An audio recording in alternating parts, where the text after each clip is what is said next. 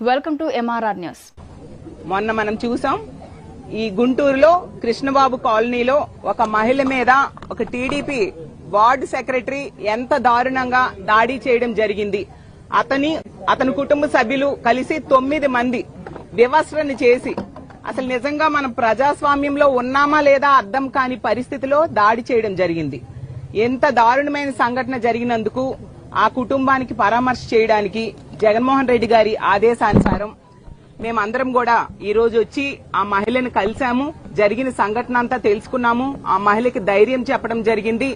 అలాగే మీకు అండగా జగన్మోహన్ రెడ్డి గారు అలాగే మా పార్టీ మా మహిళలందరం కూడా ఉంటాము. ఏది సహాయ సహకారాలు కావాలన్నా చెప్పడం జరిగింది. అలాగే ఎటువంటి న్యాయ సహాయం కావాలన్నా కూడా మా పార్టీ తరఫున అందిస్తామని కూడా తెలియజేయడం జరిగింది. నిజంగా జంగిల్ రాజ్ పాలన అంటే ఎలా ఉంటుందో అలాంటి పాలన సాగుతూ ఉంది. తెలుగుదేశం పార్టీ నాయకులు కార్యకర్తలు ఏ విధంగా మహిళల జీవితాలతో ఆడుకుంటున్నారు, మహిళల మీద దాడులు చేస్తూ ఉన్నారు అనే దానికి మరొక ఉదాహరణగా ఈ రోజు నిలిచింది. ఎందుకు జంగిల్ రాజ్ పాలన అంటూ ఉన్నానంటే ఈ రోజు తీసుకుంటే ఈ సంఘటన చేసింది, ఈ ఘటన చేసింది ఎవరు?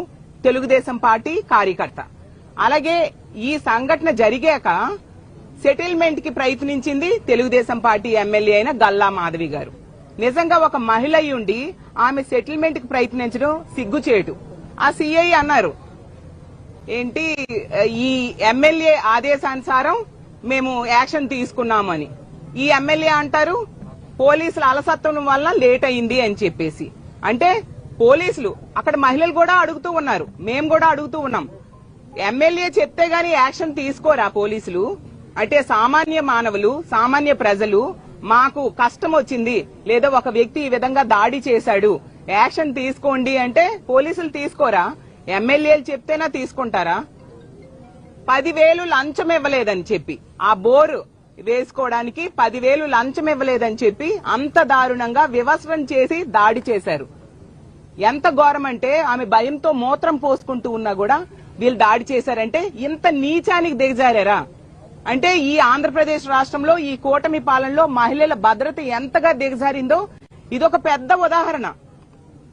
ఆ ఎమ్మెల్యే గారు నిజంగా ఒక మహిళ ఉండి మనం తీసుకుంటే 15వ తేదీ ఈ సంఘటన జరిగింది. 16వ తేదీ ఉదయమే ఈ బాధితులు ఎమ్మెల్యే దగ్గరికి వెళ్లి కంప్లైంట్ ఇవ్వడం జరిగింది. ఎందుకు 17వ తేదీ సాయంత్రం వరకు ఆ వ్యక్తిని అరెస్ట్ చేయలేదు అంటే సెటిల్మెంట్ కి ప్రయత్నించారు. నిజంగా చేయలేదు అంటే మీ ఆఫీసులో ఉన్న సీసీటీవీ ఫుటేజ్ బయట పెట్టండి. మీరు చేశారో లేదో ప్రజలకు తెలిసిపోతుంది.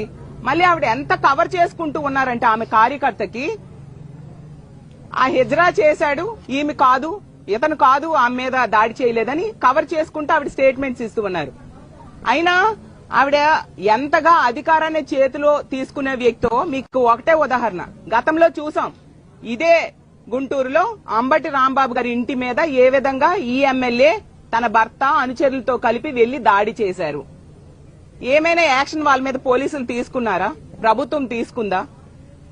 అధికార దురహంకారం. ఈ విధంగా ఆ రోజు అంత పెద్ద సంఘటన జరిగినా ఎటువంటి యాక్షన్ ప్రభుత్వం తీసుకోలేదు. కాబట్టి ఈ గుంటూరులో గాని రాష్ట్రంలో గాని ఏ మహిళ మీద ఏ దాడి చేసినా ఎవరి మీద ఏ దాడి చేసినా ప్రభుత్వం చట్టం చర్యలు తీసుకోదు ఈ కూటమి పాలనలో అని బరి తెగించి ఈ రోజు టీడీపీ కార్యకర్తలు ఈ విధంగా వ్యవహరిస్తూ ఉండే పరిస్థితి చూస్తూ ఉన్నాం. ఏమంటే సీఐని సస్పెండ్ చేశామని చెప్తున్నారు. కానీ సీఐకి డైరెక్షన్స్ ఇచ్చింది ఆగమని చెప్పింది ఎమ్మెల్యే కదా. సస్పెండ్ చేయాల్సింది ఎమ్మెల్యేకి. నిజంగా చంద్రబాబు నాయుడు గారికి చిత్తశుద్ధి ఉంటే సస్పెండ్ చేయాల్సింది ఎమ్మెల్యేకి. ఆవిడ మీద యాక్షన్ తీసుకోవాలి. అలాగే రాజకీయం చేస్తున్నారని ఎమ్మెల్యే మాట్లాడుతూ ఉన్నారు. నిజం చెప్పాలంటే ఆ కార్యకర్త వాళ్ళ తెలుగుదేశం పార్టీ కార్యకర్త కాబట్టే కదా సస్పెండ్ చేశారు పార్టీ నుంచి. మరి వాళ్ళ పార్టీ కాబట్టి ప్రతిపక్షాలైనా ప్రజలైనా ప్రశ్నిస్తూ ఉన్నారు. దానికి సమాధానం చెప్పాలి.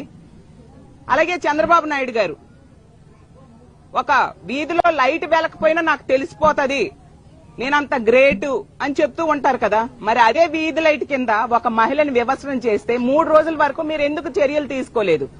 ఆ వీడియోలు వైరల్ అయ్యాక సాక్షి మీడియా బయటకు తీసుకొచ్చాక ఆ తర్వాత మీరు ట్వీట్లు చేశారు తూతూ మంత్రంగా. ఎందుకంటే అన్ని సాక్ష్యాలు బయటకు వచ్చేసాయి కాబట్టి. ఇంకో విషయం, హోంమంత్రి గారు